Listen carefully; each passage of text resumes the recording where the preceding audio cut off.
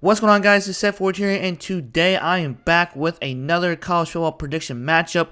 And this time I have the Utah Utes going on the road to face off a familiar foe from the former Pac-12 conference teams, a reunion for the Pac-12 After Dark game. So this is exciting. It's going to be on week 1 on August 30th of 2025 at 11 p.m. Eastern Time. So we got Utah, who now is currently in the Big 12, who the past 2 seasons have played in, and of course we got UCLA, who in the past 2 seasons played for the Big 10. So familiar foes.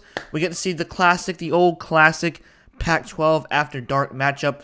Also, if you guys want to see at the end of the video the matchup, I'll probably put a timestamp on that video so you guys can just go ahead and look at the end of the video if you guys don't want to watch all the transfer portal news, the top offensive and defensive players or coaches comparison, all that stuff. I usually like to do on the slideshow.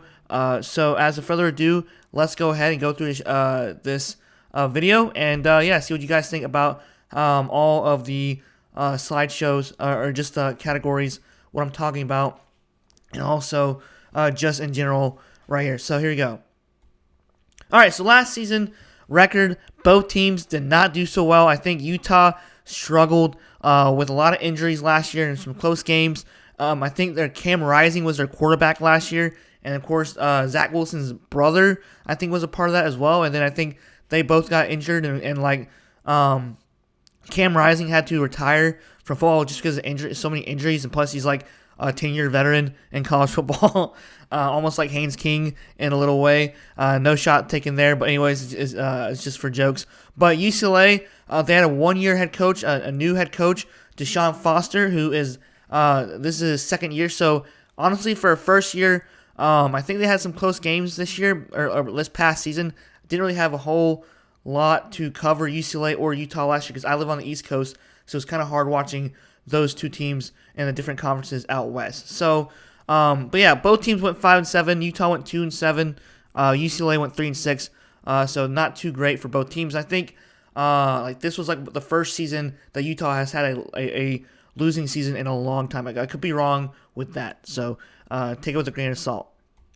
All right, last time these two teams met was back in September 23rd of 2023. Before these two teams departed to their new conferences, Utah won 14-7, and UCLA leads in the series 12-9. I wonder where Utah came before they go to Pac-12 or UCLA. I'll have to look it up after making this video. So there you guys have it for the last time both teams met. And of course, we got the coaches comparison. We got the Panthers legend, Deshaun Foster, who was former running back in the day when they went to the Super Bowl against the Patriots and lost. I remember him when I was very young, but the only time I remember him, Steve Smith, Jake Delhomme, when I was younger and watching the Super Bowl. And I grew up, and of course, all those guys left, and Steve Smith and Jake Delhomme were the only 2 guys left, like with Musa Muhammad, all those guys. But anyways, first-year head coach Deshaun Foster last season finished 5-7, which is respectable for a first-year head coach, especially in the Big Ten. The Big Ten is very tough. You got like Michigan, Ohio State, Penn State. You got Oregon. I mean, it's just a dogfight in that conference, especially with all the weather and the time changes. So 5-7 is respectable for a first-year head coach going as a head coach in college football with all the NIL stuff, the transfer portal stuff, crazy stuff going on. But anyways, Kyle Whittingham potentially may retire after this year. Who knows? 21 seasons. He's done a fantastic job at Utah. Not a whole lot of people think Utah out in the middle of nowhere out there. Well, actually really, really good. So Utah's always been a solid program. So he's been 167 wins to 86 losses. So really a solid him. I think he may retire after this year, after last season's record. But who knows? It's just a opinion from mine, just how I see it in that perspective. All right, so there you guys have it again with the coaches comparison, and let's go on to the next slide. Location will be at Pasadena, California, which is 11 p.m. Eastern Time, 8 p.m. West Coast Time. Rose Bowl. Well, this is where the Rose Bowl is. I wish the Rose Bowl was the national championship every single year. I wish that was like the whole thing. Like now, the Rose Bowl is just the Rose Bowl. It's not like there's no like like tradition or history. It's just whatever it is in like every year. So I wish they would make the Rose Bowl the national championship. Okay, so take this with a grain of salt, like I said earlier, with the players drafted and signed, and also the transfer portal players coming or going out and players coming in. So if I missed some players, if I didn't see any players, just comment down below what you got, what I missed, so I'll know in the future. Because I'm trying to find websites that like follow these guys, follow those trackers. It's just kind of hard to research. So I try to do that. So take it with a grain of salt. So how many players that Utah had in this draft class? Only one player got drafted. I could be wrong, but one player got drafted in the NFL from Utah, which is tight end Caleb Lohner, who is the only player drafted from the Broncos in the 7th round. And, of course, drafted free agents. We got, let's see here. We got undrafted free agents, wide receiver Dorian Singer, from the Jaguars. We got defensive tackle Junior Tafuna, Texans. We got defensive back Zamaya Val of the Vikings. We got running back Micah Bernard to the Titans. And, of course, defensive edge rusher Connor O'Toole to the Seahawks. And we got linebacker Kareen Reed to the Broncos.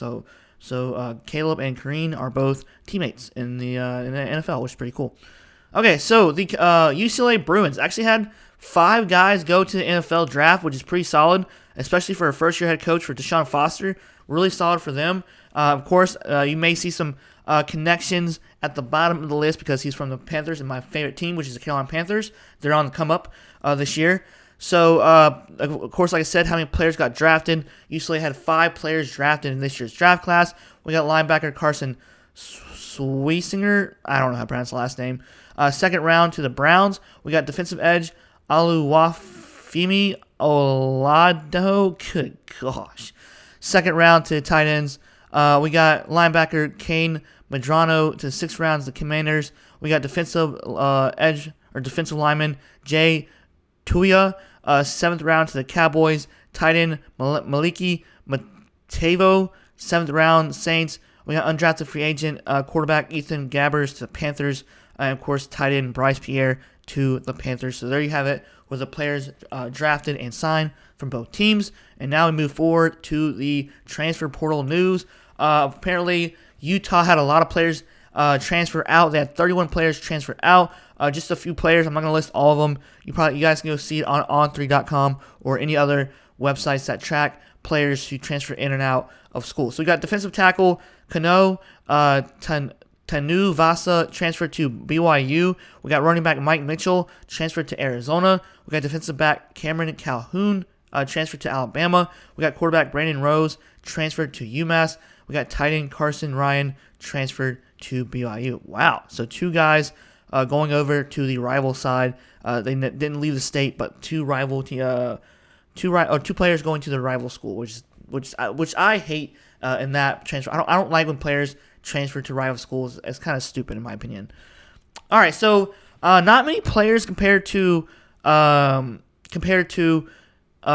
Utah's transfer portal or transferring out. Only 21, I think that's right, players transferring out from UCLA. Not too bad at all. This one's kind of funny. Quarterback Joey Aguilar, who is a former App State quarterback, transferred to UCLA. And then, of course, all the drama that happened earlier in the offseason after the playoffs. Nico Iamaleava transferred to UCLA from Tennessee. And, of course, Joey Aguilar transferred to Tennessee, which is hilarious. That's almost like a trade similar to like the NFL in 2 different conferences. All right, so we got quarterback DeMarcus Davis transferred to Hawaii. Then we got Christian Dunbar Hawkins, who's a safety, transferred to North Carolina. Then we got linebacker Isaiah Patterson transferred to UNLV. Then we got running back TJ Harden transferred to SMU.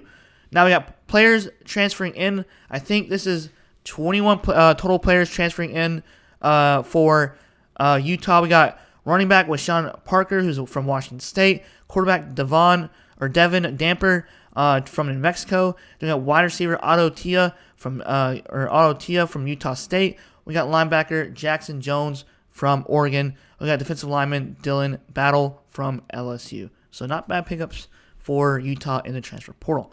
All right, so lastly, we got 13 players transferred into UCLA. We got two brothers, Nico and Madden Iamaleava from Tennessee and Arkansas. Madden had a little bit of issues with Arkansas because I think he signed with Arkansas, already made a pledge, and then breached that contract and left. So he was in a little bit of dispute with Arkansas. So that's why I didn't like the NIL it's all about money. And then of course this was just huge news. So very interesting to see because Nico was demanded $4 million from Tennessee. Tennessee said heck no, and then he transferred out and he went to UCLA. But then he's getting paid the same amount of money with UCLA, but overall with all the taxes, he's only getting $800K money. So jokes on him. I think he should have stayed with Tennessee, but I guess just the way things panned out, I don't think he liked the offensive scheme with Tennessee. So it is what it is. So give me a lot of pressure on Nico starting this year. So we got wide receiver Caden Robinson from App State. We got offensive lineman Eugene Brooks from Oklahoma. We got running back Javion Thomas from Cal. So there you guys have it for the transfer portal, transferring out and transferring in. And now let's go to the top 3 offensive players to top 3 defensive players. So like for offense is the quarterback, running back, wide receiver, and of course for defense we have the defensive lineman, linebacker, and defensive back. So we got quarterback transfer. A lot of guys are going to be a starting lineup. Going to be transfers for Utah. We got Devin Damper, who transferred from New Mexico.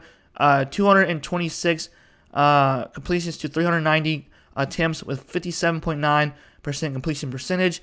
Then we got 2,768 passing yards, which averaged about 7.1 per throw. Had 12 touchdowns and 12 interceptions. Then we have running back Wayshawn Parker from Washington State.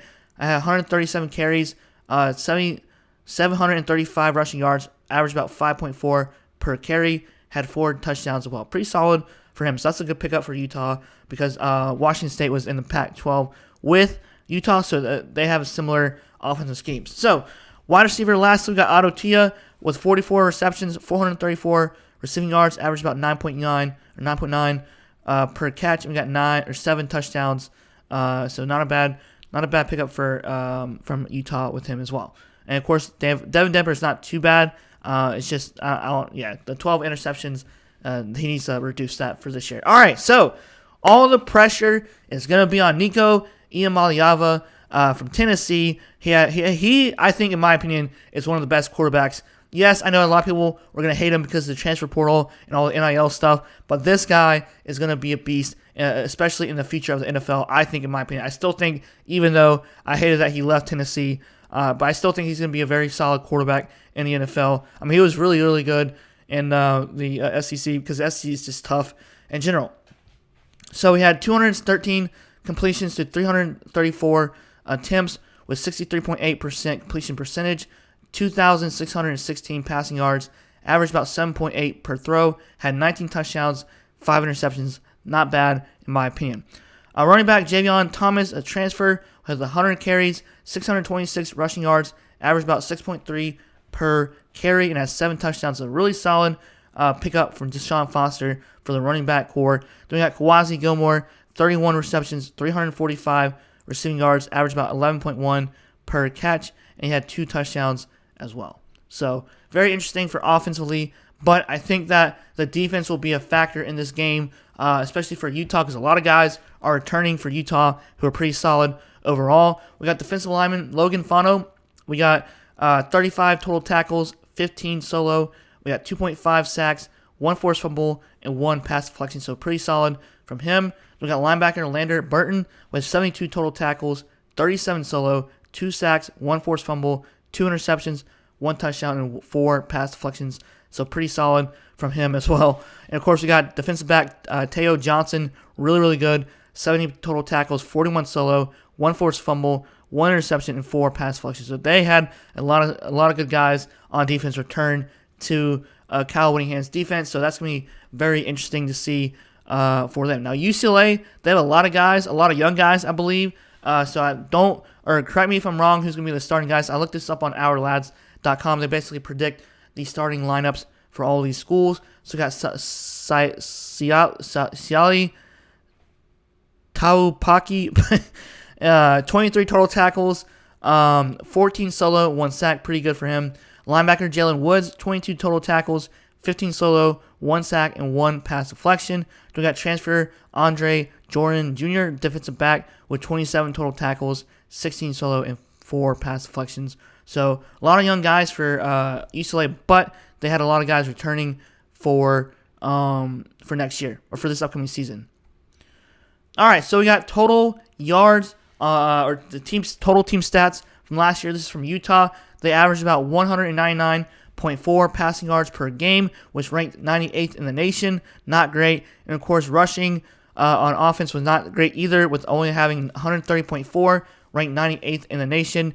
Points on offense, not so great. They were ranked 106th in the nation with only having 23.3. But defensively, they're pretty okay. Not too bad at all, with only allowing 20.7 points per game, which is ranked 25th in the league, so top 30 in defense in the nation. So not too bad at all. So total offense, they were okay, but of course I think this is where they struggled last year with injuries, and of course they just didn't have their offensive game at all last year. With 329.8 yards per game, defense total yards allowed only allowing 329.7. Passing yards allowed 200.3, so not too entirely bad, especially in the Big 12. Rushing yards allowed only allowed 129.4. So I mean, for rushing, not bad, but passing is pretty average for allowing 200 to 300 passing yards per game, especially in the Big 12. All right, lastly, we got the UCLA Bruins. Passing yards pretty good, ranked 47th in the nation with 242.2 with the quarterback they had, especially with the first year of Deshaun Foster for UCLA. Rushing yards, they were not great at all, ranked 132nd in the nation with only having 86.6, so not great. They definitely need to rebuild the running game. And, of course, points for, they were bad on offense, 18.4 was ranked, so that basically just dismantles all of my opinions about how they're okay on offense this whole video. So 18.4, ranked 126. I think they'll upgrade their offense this year, but their defense was okay. Last year, ranked 68th in the nation with only allowing 25.3 points per game, so not too entirely bad. Total yards on offense, they had 328.8 yards per game, not too bad at all.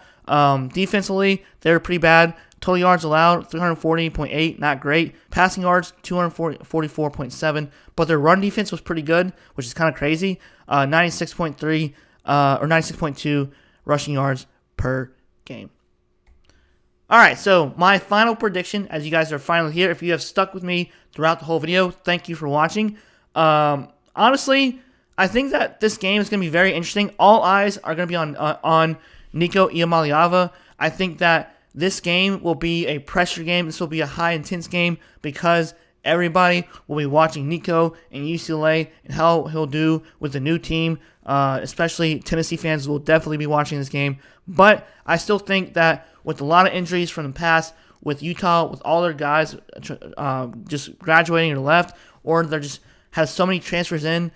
We saw Florida State, what they did with all this transfer stuff. It didn't pan out well with them. But I think that Utah's going to be good, especially on defense, but I think that UCLA potentially is going to be pretty good on offense this year. Their defense may be okay as well, so I'm going to go with UCLA here by -7 points.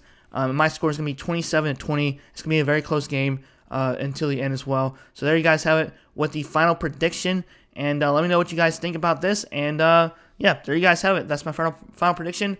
UCLA by -7 points, and the final score is 27-20. And I hope you guys enjoy this video.